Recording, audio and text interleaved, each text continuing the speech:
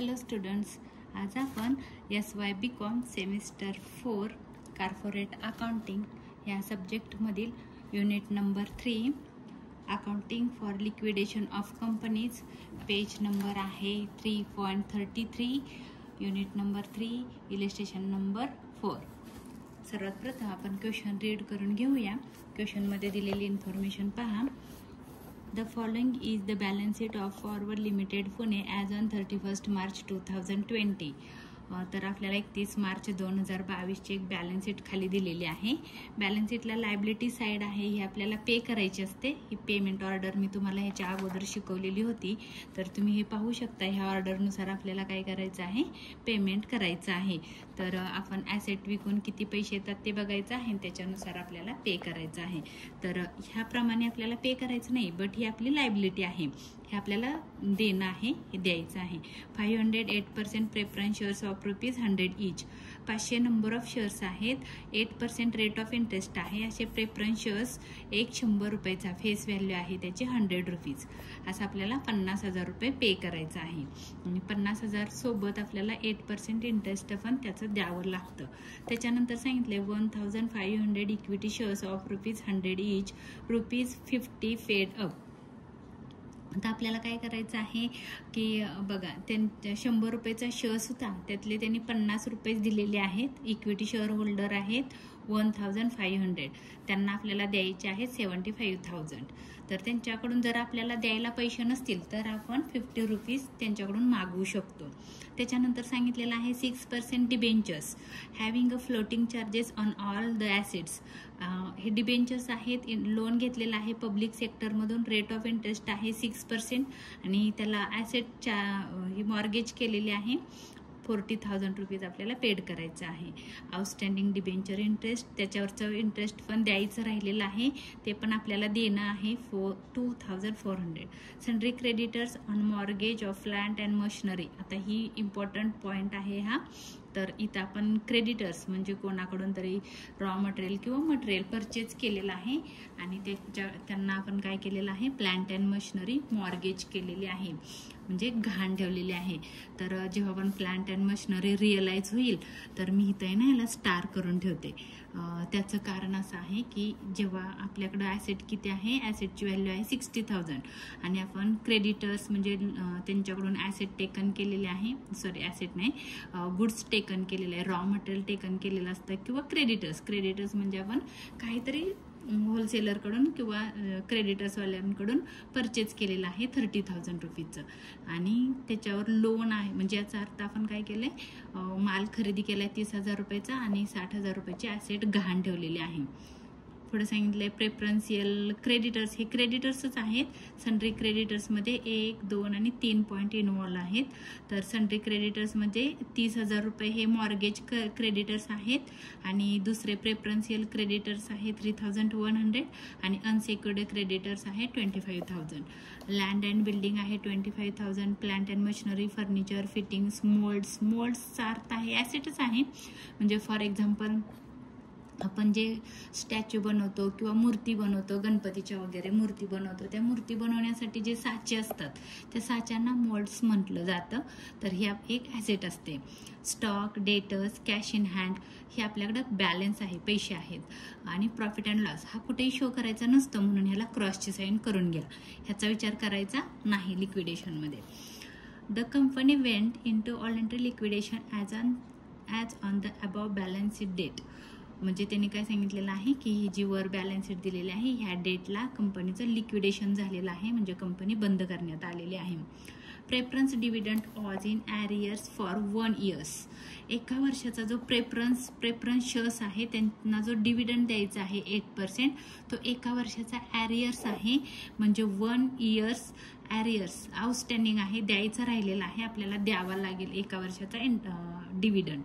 तर 50,000 वर 8% into 1 year म्हणजे एका वर्षाचा डिव्हिडंड आपल्याला द्यायचा आहे, हे लक्षात ठेवा. तर प्रेफरन्स शेअर्सला 50,000 पण त्यांच्या पे ऑर्डर जेव्हा येईल तेव्हा त्यांना 50,000 रुपये पण द्यायचे आहेत आणि एका वर्षाचा त्यांना डिव्हिडंड द्यायचा आहे. Dividend was in arrears for 1 year. As per article of the company it was to be paid. कंपनीच्या आर्टिकलनुसार म्हणजे जे कायदा आहे किंवा घटनावली आहे, नियमावली आहे, त्या नियमावलीनुसार तुम्हाला काय करायचं आहे, एका वर्षाचा डिव्हिडंड द्यायचा आहे. आपण त्यांची जेव्हा पे ऑर्डर येईल तेव्हा आपण लक्षात ठेवायचं आहे एका वर्षाचा डिव्हिडंड द्यायचा आहे. आणि पुढे सांगितलंय the liquidator realise the asset as follows. जो लिक्विडेटरची आपण नेमणूक करतो त्या लिक्विडेटरनं तुमच्या ॲसेट रिअलाइज केलेले आहेत, विकलेले आहेत. Land and building 50,000. मशिनरीला स्टार करून ठेवा कारण मशिनरी काय आहे, मॉर्गेज आहे. इथं मॉर्गेज प्लांट अँड मशिनरी 30,000. म्हणजे ही जेव्हा पण आपण ॲसेट विकू तेव्हा ही 55,000 रुपीजला ॲसेट विकली तर 30,000 रुपये आपण क्रेडिटर्सवाल्यांना देणार. म्हणजे आपल्याकडे पैसे राहत आहेत त्याला आपण सरप्लस म्हणतो. देणं असेल तर ती अनसेक्युर्ड क्रेडिटर्समध्ये येतं. तर बघा 30,000 रुपये कर्ज आहे, 55,000 रुपयाला तुम्ही ॲसेट विकली म्हणजे काय झालं तर 55,000 रुपीज तुम्हाला मिळाले ॲसेट विकून. त्यातले तुम्ही 30,000 रुपये क्रेडिटर्सवाल्याला दिले. जी राहिलेली 25,000 अमाऊंट आहे ही तुमची सरप्लस आहे. सरप्लस म्हणजे शिल्लक राहिले आपल्याकडे आहेत, आपण ती काय करायची आहे तर रिसिट साईडला शो करायचं आहे.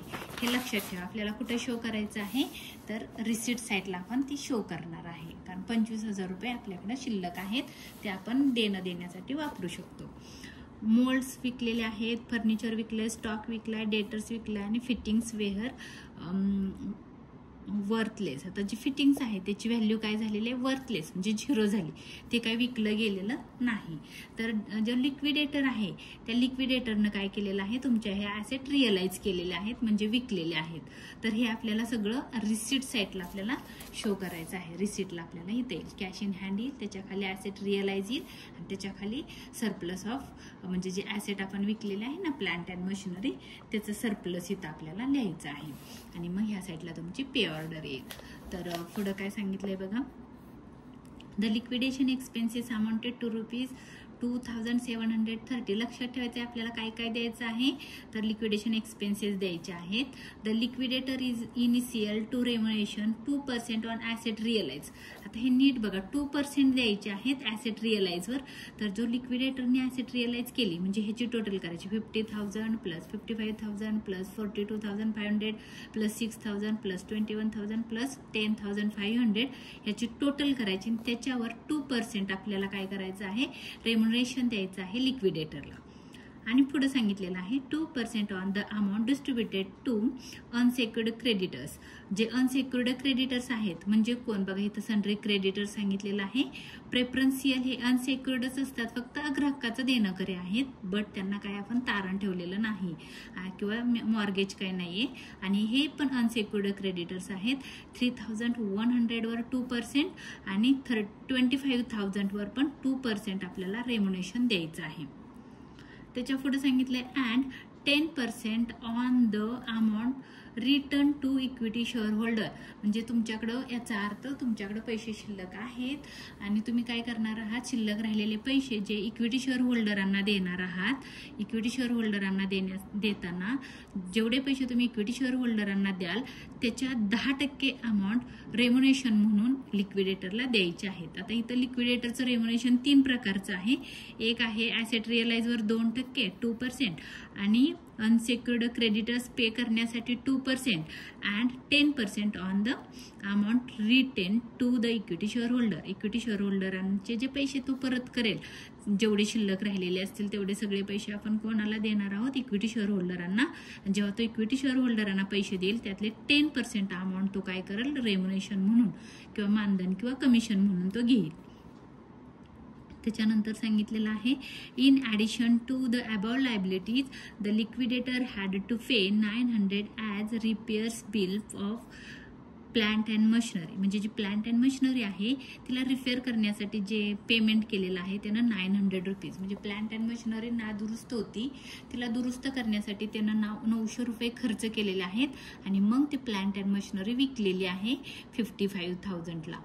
तर मग हा जो पेमेंट हे अनसेक्युर्ड क्रेडिटर्समध्ये येतं, हे लक्षात ठेवा, पहिल्यांदाच आलंय आता क्वेश्चनमध्ये. तर ही जी लायबिलिटी आहे लिक्विडेटरनं काय केलं, क्रेडिटर्स वाल्यांना पे केल्यानं, म्हणजे हे अनसेक्युर्डच आहे, ह्याला काही तारण आहे का नाही, पण हे पेमेंटच आहे, कारण त्यानं काय केलंय, मशिनरी दुरुस्त करण्यासाठी 900 रुपये खर्च केला. तर हे जे पेमेंट आहे हे अनसेक्युर्ड क्रेडिटर्स आहेत, हे लक्षात ठेवा. अनसेक्युर्ड क्रेडिटर्समध्ये हे पे करायचे आहेत 900 रुपये. The liquidator made payment on 13 September 2020. लिक्विडेटरनं काय केलं, 30 सप्टेंबर 2020ला सगळ्यांचं जे पेमेंट होतं ते केलं.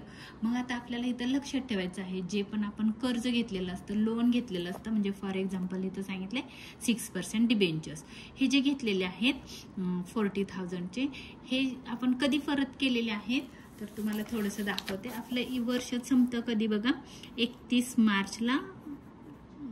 1 मिनिट, आपलं इयर चालू होतं 1 एप्रिलला. हे आपलं करंट इयर आहे 2019 आणि संपणार आहे 31 मार्च 2020ला. हे आपलं करंट इयर आहे, कारण मार्चला संपलेलं आहे. म्हणजे चालू कधी झालं, तर 1 एप्रिल 2019ला, संपलं 2020ला. आता आपण पेमेंट कधी केलेलं आहे बघा, इथं सांगितलं 13 सप्टेंबर 2020ला. म्हणजे आपण द्यायला पाहिजे होतं मार्चमध्ये, पण मार्चमध्ये नाही दिलं, तर मार्चच्या पुढं आपण पेमेंट केलेलं आहे. मार्च नंतर एप्रिल येईल, एप्रिल, मे, जून, जुलै, ऑगस्ट आणि सप्टेंबर. 30 सप्टेंबर 2020ला आपण काय केलेलं आहे, या तारखेला पेमेंट केलं. म्हणजे आपण जे लोन आहे डिबेंचर होल्डर्सला आपण इथं पेड करायला पाहिजे होतं ह्या तारखेला, बट आपण ह्या तारखेला पेड केलेलं नाही. कधी पेड केलं, तर इथं पेड केलं. किती दिवस आपण ते लोन वापरलेलं आहे तेवढ्या दिवसाचं आपल्याला व्याज द्यावं लागेल. 1, 2, 3, 4, 5, 6 मंथचं तुम्हाला काय करावं लागेल, इंटरेस्ट पेड करावं लागेल.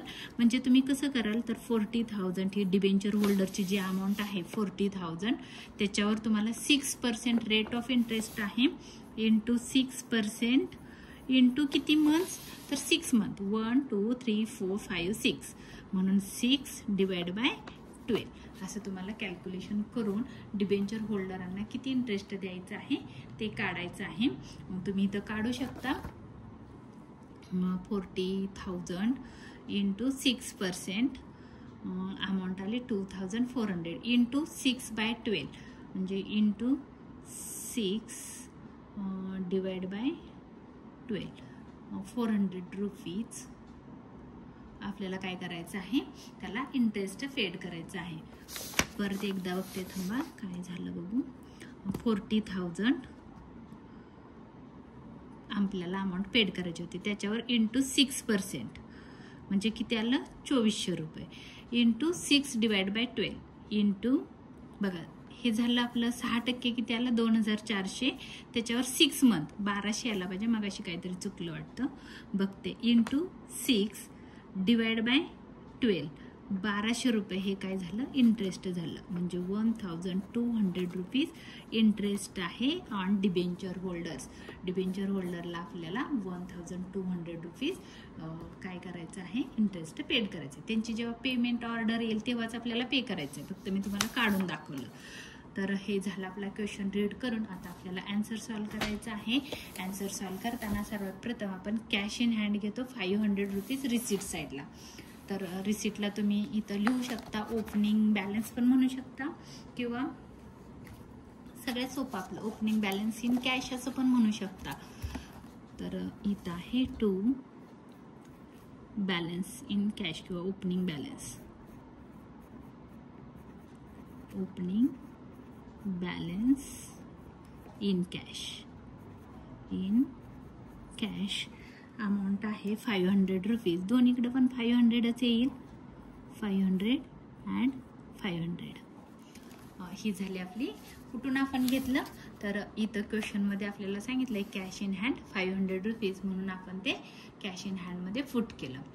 त्याच्या पुढं आपल्याला बघायचं आहे, कॅश इन हँड झाल्यानंतर आपल्याला काय दिलेलं आहे बघा. आपण काय करतो, जेवढ्या ॲसेट रिअलाइज केलेले आहेत तेवढ्या ॲसेट आपण कुठं घेतो, तर रिसिट साईडला घेतो इथं. तर आपल्याला लिहायचं आहे, ॲसेट रिअलाइज लिहिलं तरी चालेल, तुम्ही फक्त लिहा इथं asset realise. 2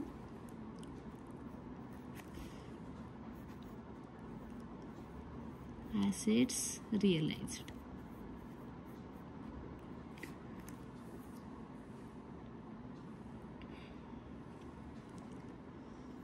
assets realized.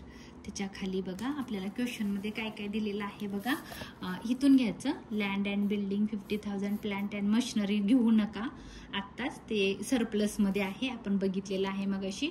Mould घ्या, फर्निचर घ्या, स्टॉक घ्या, डेटर्स घ्या, फिटिंग्स घेऊ नका कारण त्याची व्हॅल्यू वर्थलेस झाली म्हणजे 0 झालेली आहे, ती विकली गेलेली नाही. तर मी इथं ह्याच्यातून ऍडजस्टमेंट मधून बघून लिहित आहे. तर लँड अँड बिल्डिंग आहे, लँड अँड बिल्डिंग अमाऊंट आहे 50,000, इथं येईल 50,000. त्याची बुक व्हॅल्यू पण आपल्याला लिहायची आहे, एस्टिमेटेड व्हॅल्यू म्हणजे जी क्वेश्चन मध्ये तुम्हाला दिलेली आहे ती लिहायची आहे. लँड अँड बिल्डिंग होती 25,000, तर ती एस्टिमेटेड व्हॅल्यू मध्ये लिहायची आहे 25,000. त्याच्यानंतर सांगितलेलं आहे प्लांट अँड मशिनरी घेऊ नका, मोल्ड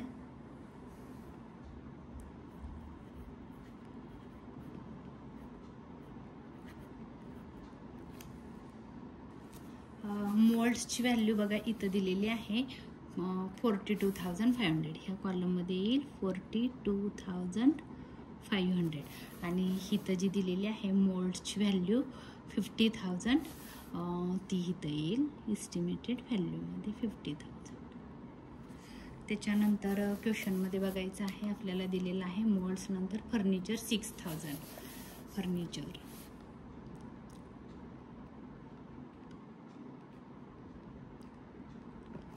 6,000 ह्या कॉलम मध्ये आणि जी व्हॅल्यू आपल्याला इथं दिलेली आहे फर्निचरची व्हॅल्यू आहे 10,000. ते आपल्याला रिअलाइज एस्टिमेटेड व्हॅल्यू मध्ये लिहायची आहे 10,000. फर्निचर नंतर सांगितलेलं आहे स्टॉक आहे 21,000. स्टॉक आहे 21,000 आणि स्टॉकची इथली जी व्हॅल्यू आहे स्टॉकची 25,000. इथं 25,000. स्टॉक नंतर आहे डेटर्स 10,500.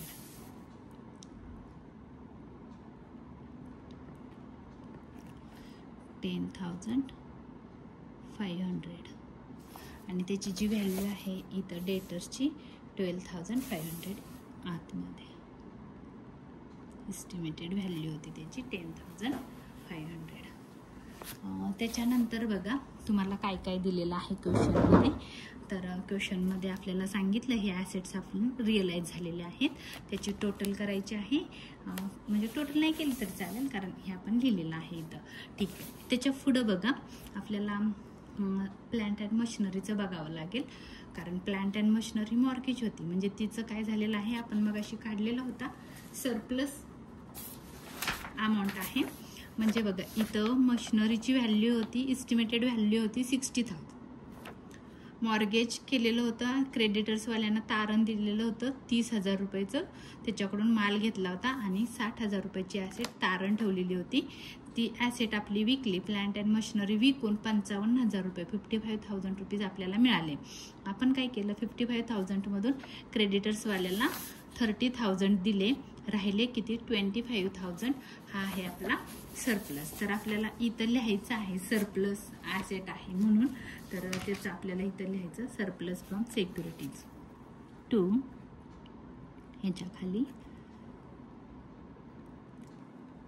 Surplus from securities. त्याच्यामध्ये येईल प्लांट अँड मशिनरी.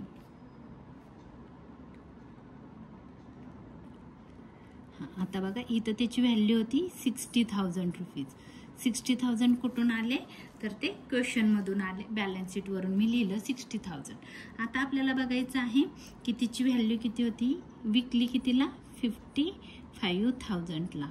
लेस करायचं आहे लेस. आता काय लेस मध्ये काय लिहायचं तर आपण कुणाला दिले 30 हे पैसे. तर बघा क्वेश्चन मध्ये काय सांगितलेलं आहे की जो क्रेडिटर्स आहेत ह्या क्रेडिटर्सवाल्यांना आपण पैसे देणार आहोत. सन्ड्री क्रेडिटर्सवाल्यांना 30,000 रुपये. तर 55,000 रुपयाला मशिनरी विकली लेस नुसतं इथं सन्ड्री क्रेडिटर्स लिहा किंवा क्रेडिटर्स लिहा. सन्ड्री क्रेडिटर्स किती दिले त्यांना तर बघा कुठून बघायचं आहे. इथं 30,000 रुपये त्यांना देणं होतं. ॲसेटची व्हॅल्यू होती 60,000 ते 60,000 लिहिले एस्टिमेटेड व्हॅल्यूच्या कॉलममध्ये आणि विकली कितीला 55,000. इथं आहे 55,000ला ते रिअलाइज झाली म्हणजे विकली आणि देणं किती होतं तर 30,000 रुपीज. म्हणून मी इथं लेस केलं. लेस सन्ड्री क्रेडिटर्सवाल्यांना दिले 30,000 रुपये आणि ह्यांच्यातला जो डिफरन्स आला मायनस करून किती आले बघा. मी मगाशी इथं काढलेला आहे 55,000 मायनस 30,000 अमाऊंट आली 25,000. हा आहे सरप्लस. ती अमाऊंट आपल्याला रिअलाइजच्या कॉलममध्ये लिहायची आहे 25,000. एवढे पैसे आपल्याकडे शिल्लक राहिले. आता आपली झाली ही रिसीट साईड. आता आपल्याला पेमेंट करायचं आहे. पेमेंट साईडला बघायचं आहे. सर्वात प्रथम आपली पे ऑर्डर की जी मी तुम्हाला याच्या अगोदरच्या क्वेश्चनमध्ये शिकवलेली होती. लिगल चार्जेस असतात, रेम्युनेशन असतं. तर ह्या क्वेश्चनमध्ये लिगल चार्जेस आलेलं नाही त्यामुळे आपण हे पे करणार नाही. आता आपल्याला कोणाला द्यायचे आहे तर रेम्युनेशन ऑफ द लिक्विडेटर. लिक्विडेटरला रेम्युनेशन द्यायचं आहे. तर आपण त्याला पहिला रेम्युनेशन देऊया कारण आपल्या क्वेश्चनमध्ये काय काय आलेलं आहे बघा. इथं सांगितलेलं आहे लिक्विडेशन एक्सपेन्सेस आणि लिक्विडेटर्स रेम्युनेशन आणि त्याच्यानंतर 900 रुपीज पे करायचे आहेत. हे अनसेक्युर्ड क्रेडिटर्स पे करायचे आहेत, डिबेंचर्स पे करायचे आहेत आणि प्रेफरन्सवाल्यांना पे करायचं, इक्विटीवाल्यांना पे करायचं. एवढी आपली पेमेंट ऑर्डर आहे. तर आपण त्याच्यानुसार पे करत जाणार आहोत. तर सर्वात प्रथम आपण काय करूया रेम्युनेशन पेड करूया. रेम्युनेशन ऑफ द लिक्विडेटर. तर तुम्ही इथं लिहू शकता लिक्विडेटर्स रेम्युनेशन.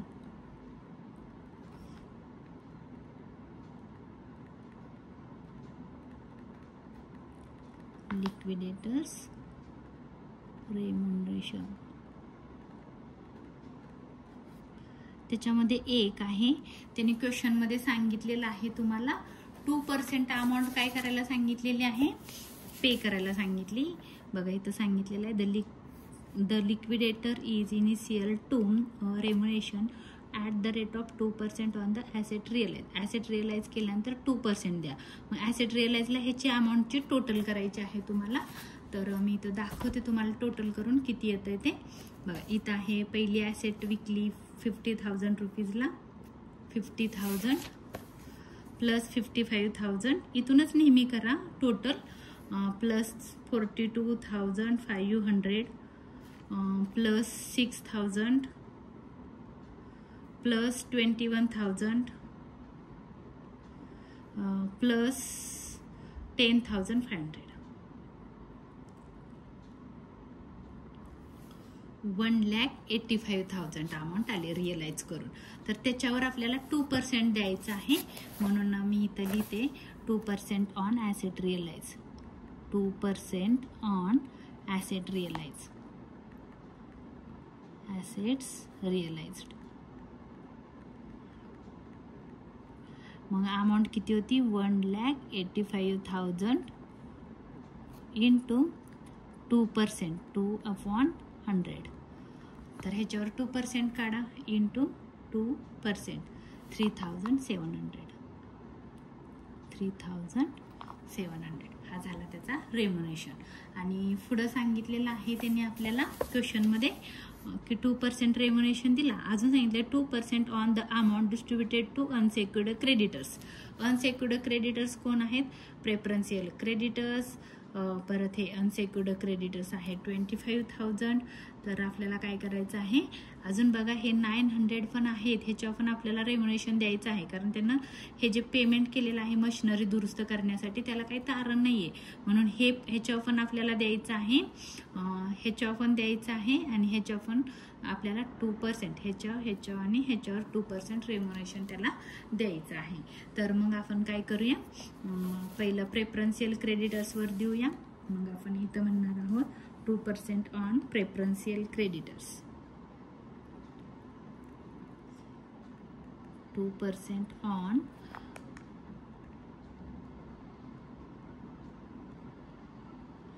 Preferential preferential creditors. आता त्याची अमाऊंट किती आहे बघा. प्रेफरन्शियल क्रेडिटर्सची 3100 इंटू 2%. बघा बरं काढून किती येतं. 3100 इंटू 2%. अमाऊंट आली 62. तर मी इथं लिहिते 62. त्याच्यानंतर आहे अनसेक्युर्ड क्रेडिटर्स. 2% ऑन अनसेक्युर्ड.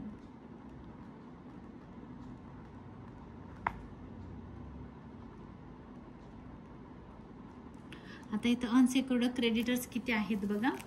25,000 प्लस 900. हे जे 900 आहेत हे पण ऍड करा, कारण त्यानं कोणाला तरी पेमेंट केलंय. म्हणजे ज्यानं दुरुस्त केली मशिनरी त्याला 900 रुपये दिले आणि ज्याच्याकडून माल खरेदी केला होता, रॉ मटेरियल परचेस केलं होतं, त्याला 25,000 दिले. म्हणजे टोटल त्यानं 25,900 दिले. म्हणून इथं मी टाकणार आहे 25,900 इंटू 2%. बघा इथं मग 25,900 इंटू 2%. अमाऊंट आली 518 रुपीज. 518 रुपीज. अजून आपल्याला रेम्युनरेशन द्यायचं आहे. तो त्यांनी सांगितलेला आहे बघा क्वेश्चनमध्ये. इथं 2% झालं इथं. And 10% on the amount retain to equity share holder. तर इक्विटी शेअर होल्डरांना तुम्ही जे पेमेंट कराल त्याच्यावर त्याला 10% रेम्युनरेशन द्यायचं आहे. तर आपण फक्त इथं लिहून ठेवूया. त्याची अजून पेमेंट ऑर्डर आलेली नाही. जेव्हा येईल तेव्हा आपण त्याचं रेम्युनरेशन काढू. हे लक्षात ठेवा. आज हे वेगळं आलेलं आहे म्हणून मी इथं लिहिणार आहे. हे 4थं रेम्युनरेशन आहे त्याचं. 10% on amount paid to equity shareholder.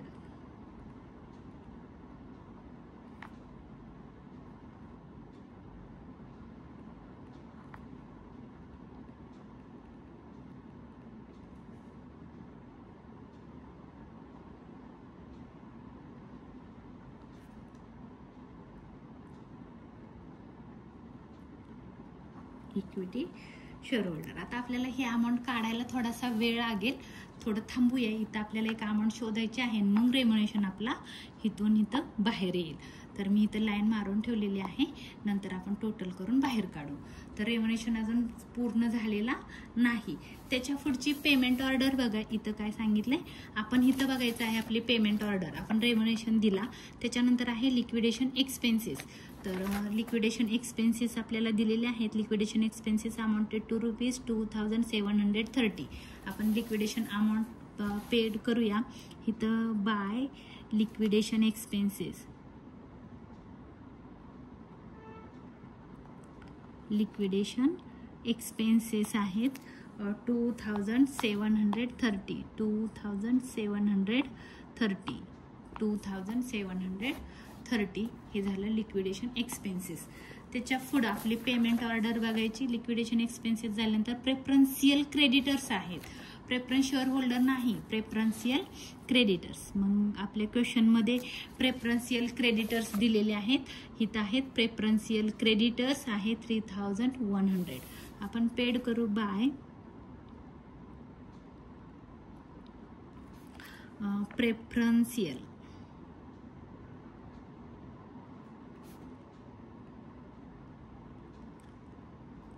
Creditors आहे 3,100 रुपीज आपण पे केले. आपली पुढची नेक्स्ट पेमेंट ऑर्डर बघायची आहे. प्रेफरन्शियल क्रेडिटर झाल्यानंतर डिबेंचर होल्डर. आपण रीड केलेला आहे क्वेश्चन. डिबेंचर होल्डरांचा 1 इयर्सचा ॲरियर्स द्यायचा राहिलेला आहे. इथं पाहिलेलं होतं बघा. इथं लिहिलं होतं प्रेफरन्स डिबेंचर होल्डरचा नाही आहे, प्रेफरन्स शेअर्सचं होता ॲरियर्स. बट प्रेफरन्स डिव्हिडंडला बघा इथं लिहिले liquidator made payment on 13 September 2020. म्हणजे जे डिबेंचर होल्डर आहेत त्यांना आपण सप्टेंबरमध्ये पेमेंट केलेलं होतं. मी मगाशी तुम्हाला वर्किंग नोट करून दाखवलेली होती. तर त्यांचं जे इंटरेस्ट होतं ते 1200 रुपये आपल्याला द्यायचे आहेत. तर आपण आता डिबेंचर होल्डरची पेमेंट ऑर्डर आलेली आहे. तर खाली लिहा बाय डिबेंचर होल्डर.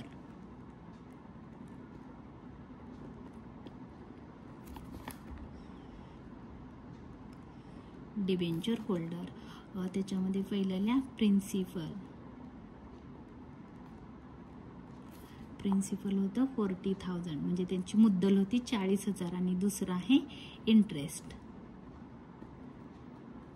इंटरेस्टची अमाऊंट आपण काढलेली आहे. मग अशी तुम्हाला काढून दाखवलेली होती 1200 रुपये इंटरेस्टची ऑर्डर आहे. मग अशी सांगितलेलं होतं तुमच्या लक्षात आलं असेल मार्चच्या पुढं आपण 6 महिन्यानंतर पेमेंट केलं म्हणजे एवढ्या दिवस त्यांचे पैसे आपण वापरलेले आहेत म्हणून 40,000 वर 6% कुठून आलं तर इथं सांगितलेलं आहे 6% डिबेंचर होल्डर म्हणजे 6% इंटरेस्ट आहे. 40,000 वर 6% into 6 month 1 2 3 4 5 6 into 6 month 1,200 rupees 1,200 rupees म्हणजे ह्याचे टोटल करून आपल्याला किती द्यावे लागतील 41,200 आपण काय केलं डिबेंचर होल्डरांना पे केलं. त्याच्यानंतरची जी पेमेंट ऑर्डर आहे डिबेंचर होल्डर झाल्यानंतर अनसेक्युर्ड क्रेडिटर्समध्ये लक्षात ठेवायचं आहे तुम्हाला. आपल्याला अनसेक्युर्ड क्रेडिटर्स म्हणजे हे 25,000 पण द्यायचे आहेत आणि हे 900 पण द्यायचे आहेत. तर टोटल आपल्याला पे करायचे आहेत. तर थोडंसं आपण व्यवस्थित लिहून घेऊया आपल्याला काय पेमेंट करायचं आहे. तर मी इथं लिहिते sundry अनसेक्युर्ड creditors bye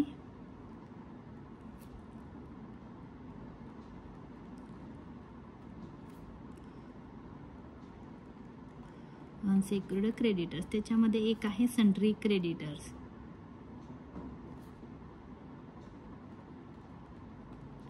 sundry क्रेडिटर्सची amount आहे 25,000. तुम्ही बॅलन्स शीटला बघू शकता द्यायचे आहेत 25,000 रुपये. आणि दुसरं आहे repairs of plant and machinery. तर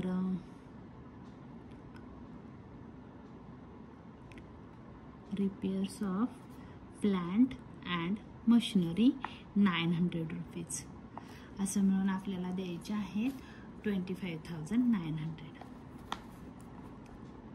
25,900. आता तुमच्या लक्षात आलं असेल आपण कुठून दिलं बघा.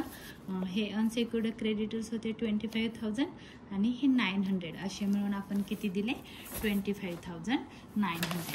आपली पुढची पेमेंट ऑर्डर आहे अनसेक्युर्ड क्रेडिटर झाले प्रेफरन्स शेअर होल्डर. आता आपल्याला इथं टोटल करायची गरज नाही. आपण काय करतो शेअर होल्डरांना द्यायची वेळ आली की आपण थांबतो आणि आपल्याकडे बघतो किती पैसे आहेत आणि मग आपण पेमेंट किती केले ते बघतो आणि मग शेअर होल्डरांना देतो.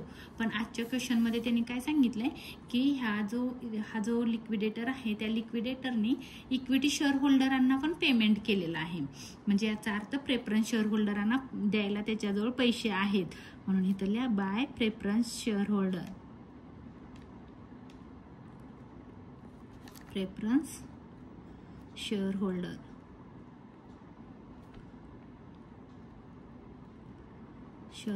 त्याला आहे एक प्रिन्सिपल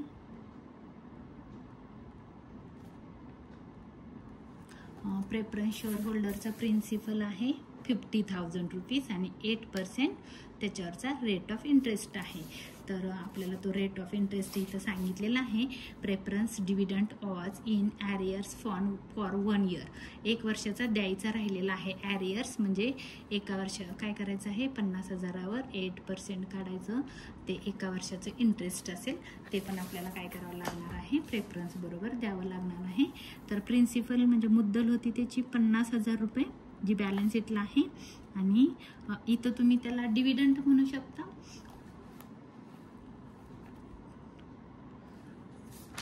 किती टक्के आहे 8%.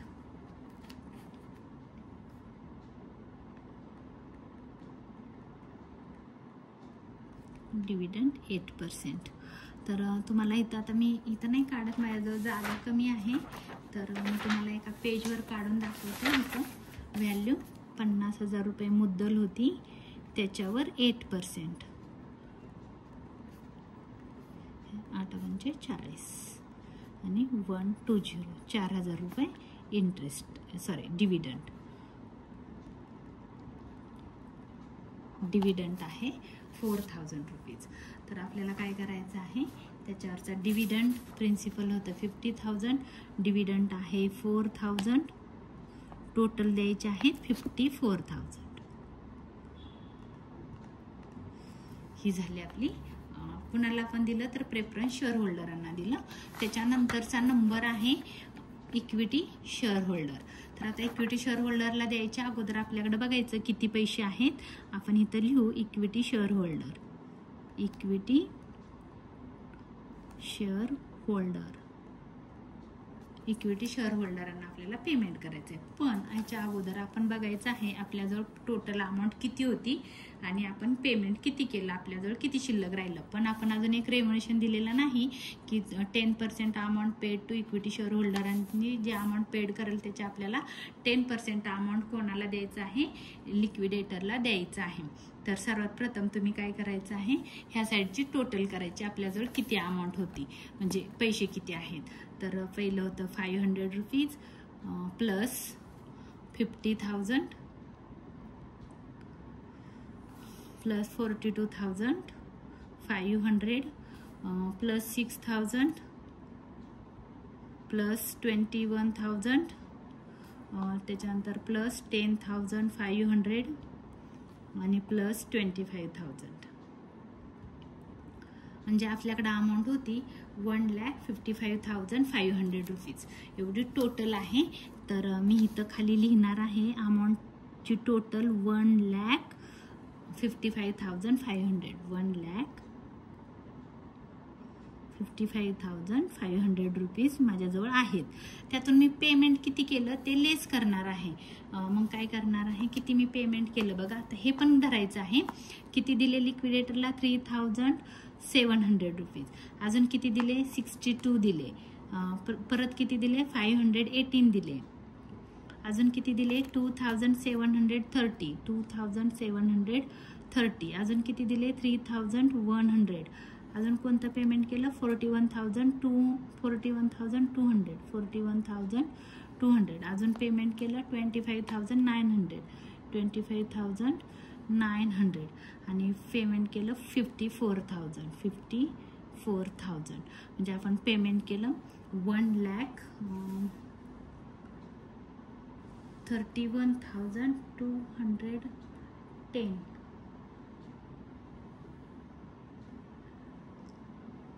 काय राहिलं, मिसिंग काहीतरी होतंय का, 3,100 राहिले मला वाटतंय.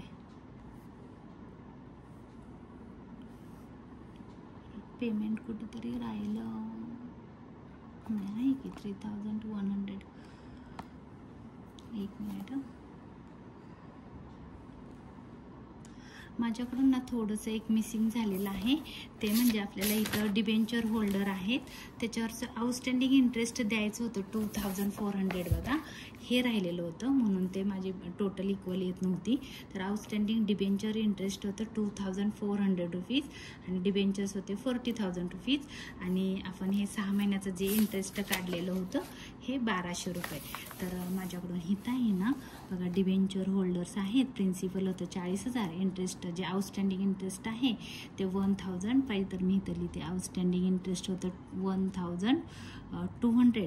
आणि इथं थोडंसं मी करेक्शन करते. इथं होतं जे बॅलन्स शीटला दिलेलं इंटरेस्ट आहे बघा, इथं सांगितलेलं होतं की आउटस्टँडिंग डिबेंचर इंटरेस्ट 2,400 हे पे करायचं राहिलं. तर हे आहे आउटस्टँडिंग इंटरेस्ट 2,400 रुपीज. आता आपल्याला टोटल येईल त्याची. ह्या साईडची जर टोटल केली तुम्ही तर त्याची टोटल येते बघा. काय काय करायचं आहे, 3700 plus 62,000 plus 518 plus 2,730 plus 3,100 plus 41,200 plus 2,400 plus 25,900 plus 54,000. त्याची जी टोटल आहे ती टोटल येते टोटल आहे 1,30,000. बघा ही जी टोटल आहे ही टोटल आहे 1,55,500.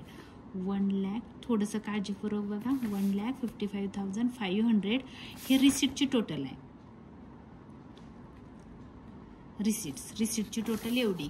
आता पेमेंटची टोटल किती आहे, जर तुम्ही ही पेमेंटची टोटल कराल, ही पण घ्या ही आणि ही बाहेरची कॉलमची टोटल, तर ती टोटल आलेली आहे 1,33,600 रुपीज. किती टोटल आली, 1,33,610 रुपीज. 610 रुपीज. परत लिहिते 1,55,500 ही आहे रिसिप्टची आणि 1,33,610 ही आहे पेमेंटची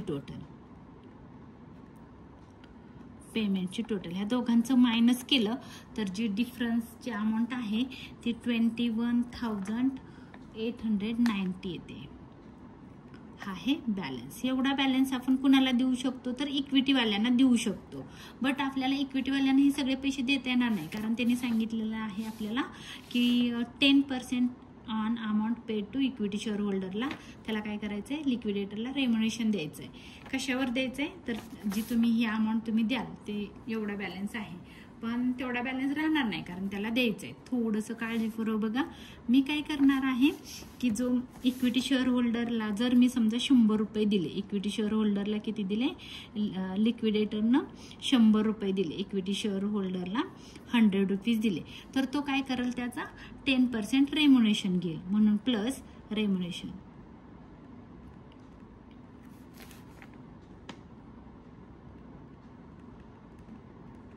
किती घेईल, तर तो 10 रुपये रेम्युनेशन घेईल. म्हणजे तो टोटल पेमेंट किती करेल बघा, टोटल पेमेंट किती करेल, ते पैसे किती जातील आपले, टोटल पैसे किती जातील आपल्या कंपनीतून, 100 रुपये इक्विटी शेअर होल्डरला, 10% 10% रेम्युनेशन त्यांनी क्वेश्चन मध्ये बघा इथं सांगितलंय. काय सांगितलंय, तर 10% on the amount of return to equity share holder, त्याला रेम्युनेशन द्यायचं आहे 10% अमाऊंट रेम्युनेशनवर. तर मग आपल्या कंपनीतून किती पैसे जाणार आहेत, 100 रुपये इक्विटी शेअर होल्डरला, लिक्विडेटरला 10 रुपये, म्हणजे 110 रुपये तो पेमेंट करेल. मग आता बघा 110 रुपये जर त्यानं पेमेंट केलं तर काय होणार आहे, आपल्याकडे पैसे बघायचं आहे, काय करायचं आहे बघा. तर मग टोटल जाणार आहेत 110 रुपये. मग 110 रुपये गेले तर त्याला 10% द्यायचे. काळजीपूर्वक बघा, मी इथं काय करते, जेव्हा लिक्विडेटर काय करेल, पेमेंट करेल 110 रुपये, तर मी इथं करणार आहे, जर त्यानं 110 रुपये पेमेंट केले, 110 रुपये पेमेंट केले तर 10 रुपये तो रेम्युनेशन घेईल. बघा हे टोटल पेमेंट आहे, हे टोटल पेमेंट. तर तो किती रुपये रेम्युनेशन घेईल, 10 रुपये घेईल. टोटल पेमेंट त्यानं जर समजा 110 केलं तर तो काय करेल, 10 रुपये रेम्युनेशन घेईल. मग काय करायचं आहे, आपल्याकडे अमाऊंट किती आहे, 21,890. बघा 110 दिलं तर 10 रुपये घेईल, मग 21,890 रुपीज पेड केले तर तो किती रेम्युनेशन घेईल, क्वेश्चन मार्क लिहिलेला आहे मी. तर मग आपल्याला काय करायचं आहे, ह्याच्यावरून कॅल्क्युलेशन करायचं आहे. खाली देअरफॉरचं मी साइन टाकते, मी ह्याला रिव्हर्स करणार, 21,890 वर घेणार, 110 खाली घेणार आणि इंटू हे 10 करणार. बघा हे समजलं की मग तुम्हाला हा क्वेश्चन समजेल. काय केलं त्यानं, 100 रुपये कुणाला दिले, इक्विटी शेअर होल्डरला, तेव्हा तो 10 रुपये त्याचं रेम्युनेशन कमिशन घेईल. म्हणजे टोटल कंपनीतून जाणार किती, 110 रुपये जाणार. आपल्याकडे किती, कंपनीकडे किती पैसे शिल्लक राहिले, तर 21,890 एवढे पैसे कंपनी देणार आहे. मग त्याचं रेम्युनेशन किती, जेव्हा तो 110 रुपये जातील कंपनीतनं तेव्हा तो 10 रुपये घेईल.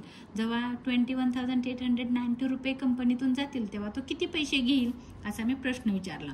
मग मी ह्याला काय केलं, रेसिप्रोकल केलं. हे वर घेतलं आणि हे खाली घेतलं. म्हणजे असं 21,890 डिवाइड बाय 110 इंटू 10.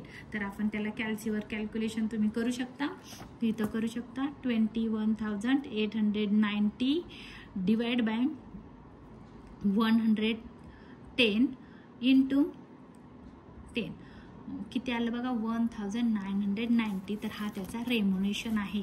म्हणजे इथं जो मी क्वेश्चन मार्क मारलेला होता त्याची व्हॅल्यू आहे 1990 रुपीज त्याचं रेम्युनेशन आहे. तर मग आपल्याला ते कुठं लिहायचं, इथं जी जागा सोडलेली होती. म्हणजे तो काय करणार, किती कमिशन घेणार, तर 1990 एवढं काय करणार आहे, तो रेम्युनेशन घेणार आहे. मग ह्याची टोटल करायची आहे आणि आपल्याला बाहेर काढायची, हे प्लस हे प्लस हे प्लस हे. तर त्याची टोटल आहे रेम्युनेशनची 6,270. तुम्ही इथं वर लिहू शकता, इथं लिहिलं तरी चालेल, 6,270 ह्याची टोटल आली इथं.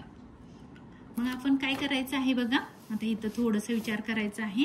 आपल्याजवळ पैसे, आता तुम्ही ह्याची टोटल करायची, जो डिफरन्स येईल तो काय करायचा आहे, आपल्याला शेअर होल्डरांना पे करायचं आहे. आता बघा आपल्याकडे टोटल अमाऊंट किती आहे, 1,55,500 रुपीज एवढी अमाऊंट आपल्याकडे शिल्लक आहे. त्यातून आपण एवढी अमाऊंट पेड केली, म्हणजे किती केली, 6,270 दिले. त्याच्यानंतर दिले प्लस 2,730 दिले. त्याच्यानंतर 3,100 दिले.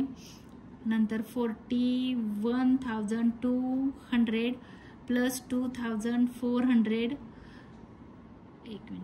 2,400.